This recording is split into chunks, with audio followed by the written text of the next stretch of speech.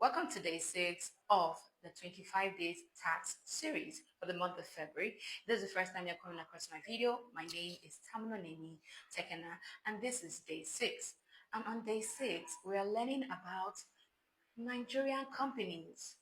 So, what are Nigerian companies? Under the former law, Nigerian companies were defined as companies that were just incorporated in Nigeria or registered in Nigeria. But under the new Tax Act of 2025,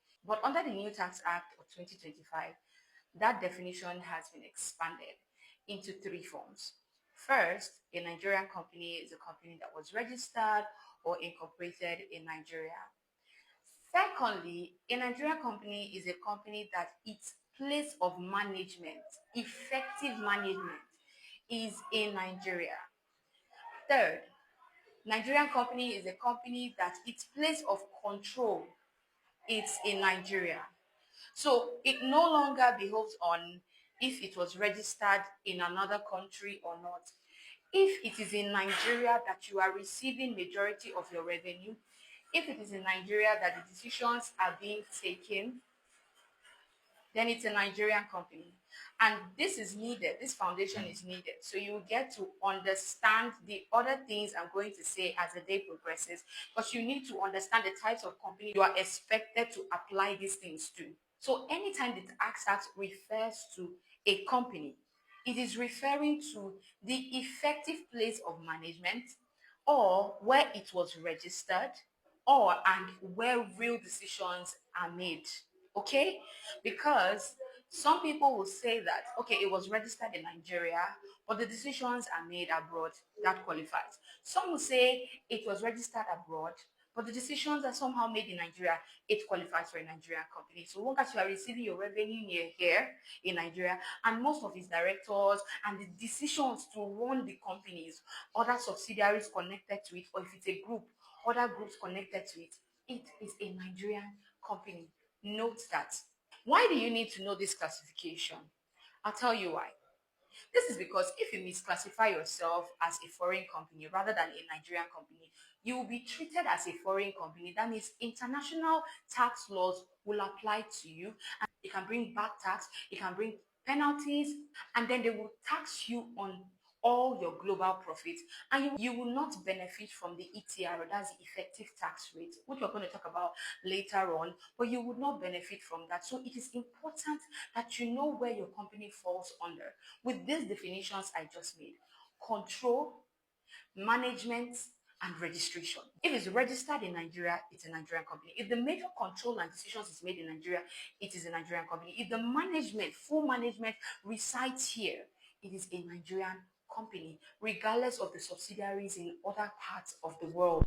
Like always, I give you three fixes. First, test the place of management.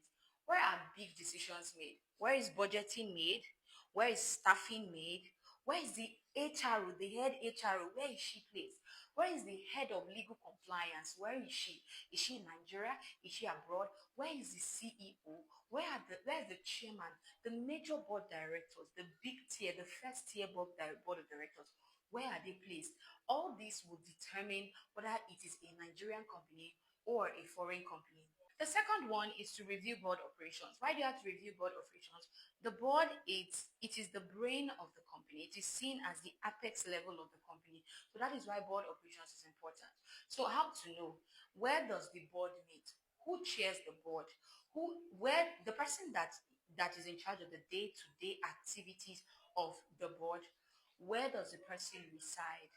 How do the board make their decisions? Do they make their decisions in Nigeria or they make their decisions somewhere else? If the key executives are not based in Nigeria, then it's most likely not a Nigerian company. But if the key executives of the board are based in Nigeria, then it is a Nigerian company. Now, the third phase is to reclassify. If you verify that number one and number two is true, that means they operate from Nigeria. It is now to register with the Nigerian Revenue Service as a Nigerian company. And secondly, it is for the board to sit down and restructure his board meetings, its decision making, its structuring generally to fit in as a Nigerian company. But if they don't want it, they want it to be under the umbrella of a foreign company. That's still fine. So there you have it. This is how how you get to know that you're a Nigerian company. Anything other than this, you don't fall under a Nigerian company. So ensure that you redo and restructure your business if you want to fall under a Nigerian company. Or if you don't want it, you're still free to be a foreign company, and that's fine. Thank you for today. This is day 6. I can't wait to have you on day 7. And if you want to book a private session to talk about this and more topics connected to it, then hit me up in my DM. See you on day 7. Bye.